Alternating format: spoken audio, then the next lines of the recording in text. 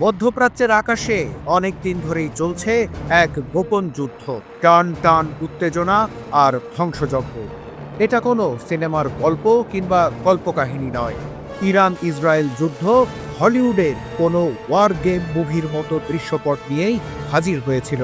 কিন্তু প্রশ্ন হচ্ছে, এই যুদ্ধে কারা ছিল? ইরান আর ইসরায়েল, এই দুইটাই কি কেবল পক্ষ? ইসরায়েলের সঙ্গে আমেরিকা ছাড়াও আর কেউ কি ছিল? উত্তরগুলোর রহস্য ধাঁধার মতো। তবে চমকে দিচ্ছে সামনে আসা কিছু তথ্য। দুই দেশের 12 দিনের ড্রোন ক্ষেপণাস্ত্র যুদ্ধের পেছনে ছিল এমন কিছু তথ্য যা আজ অবধি প্রকাশ পায়নি। ইসরায়েলের হায়ম এর খবরে উঠে এসেছে এমন এক বিস্ময়কর দাবি, যা অনেককেই হতবাক করবে, কারো চড়িয়ে দেবে ক্ষোভের পারদ।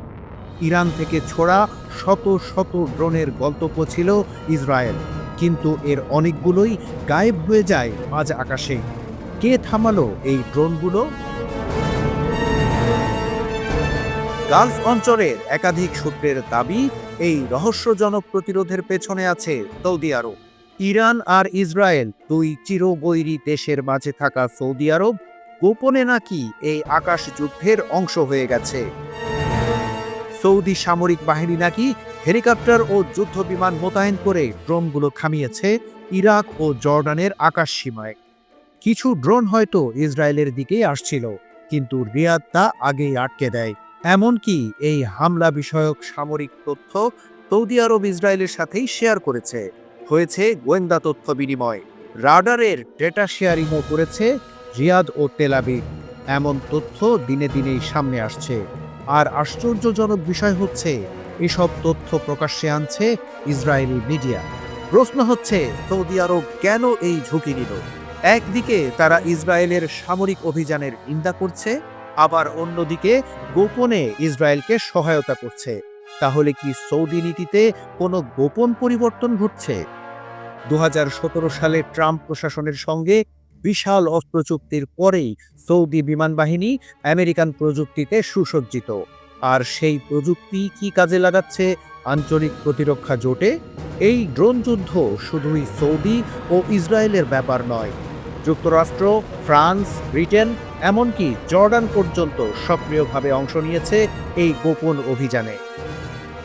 মার্কিন সেন্টকমের নেতৃত্বে গড়ে ওঠা এক শক্তিশালী কমান্ড ও কন্ট্রোল সিস্টেম এই পুরো অভিযানের নজরদারি ও সমন্বয়কের কাজ করেছে। কিন্তু ইরান কি জানতো না যে তার ড্রোন কোথায় হারিয়ে যাচ্ছে?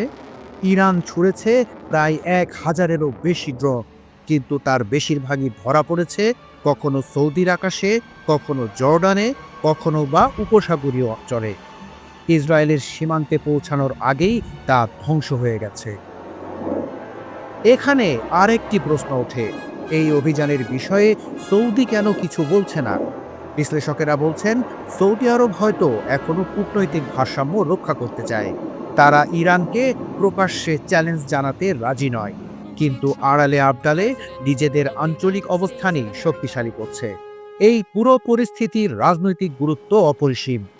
সুন্নি বিশ্বের সবচেয়ে প্রভাবশালী রাষ্ট্র সৌদি আরব যদি এইভাবে ইরান বিরোধী অভিযানে অংশ নেয়, তাহলে মধ্যপ্রাচ্যের কৌশলগত মানচিত্রে এক বিশাল পরিবর্তন আসছে। জর্ডান ইতিমধ্যেই স্বীকার করেছে তাদের ভূখণ্ডে ড্রোন পড়েছে। ফ্রান্স জানিয়েছে তারা জর্ডানে তাদের স্বার্থ রক্ষা করেছে। কিন্তু সৌদি আরব এখনো নীরব। এই নীরবতাই কি সবচেয়ে বড় বার্তা? বিশ্লেষকেরা বলছেন, এই সৌদি অভিযান শুধু একটি সামরিক ঘটনা নয়, বরং এটি হতে পারে ভবিষ্যতের সেই মেগা মিডল ইস্ট চুক্তির ভিত্তি, যার পরিকল্পনায় আছে স্বয়ং ডোনাল্ড ট্রাম্প নিজেই।